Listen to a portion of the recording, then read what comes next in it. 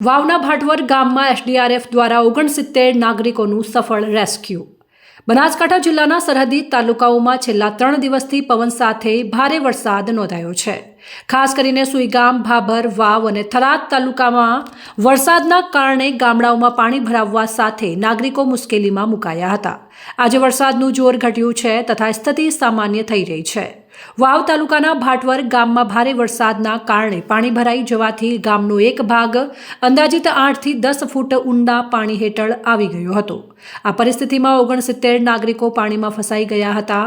આ ઘટનાની જાણ થતાં જ કલેક્ટર મિહિર પટેલના માર્ગદર્શન હેઠળ પ્રાંત અધિકારી થરાદ તથા એસડીઆરએફની ટીમ તાત્કાલિક ઘટના સ્થળે પહોંચી હતી અને તાત્કાલિક સંકલન અને સંયુક્ત ઓપરેશન દ્વારા તમામ 69 નાગરિકોને સુરક્ષિત રીતે બહાર કાઢવામાં સફળતા મળી હતી।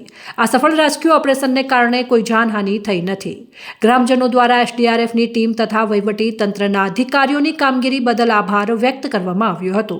જિલ્લા વહીવટી તંત્ર દ્વારા નાગરિકોની સુરક્ષા માટે તમામ સ્તરે જરૂરી પગલાં લેવામાં આવી રહ્યા છે તથા વરસાદી પરિસ્થિતિ અને રાહત બચાવની કામગીરી ઉપર સતત મોનિટરિંગ કરવામાં આવી રહ્યું છે।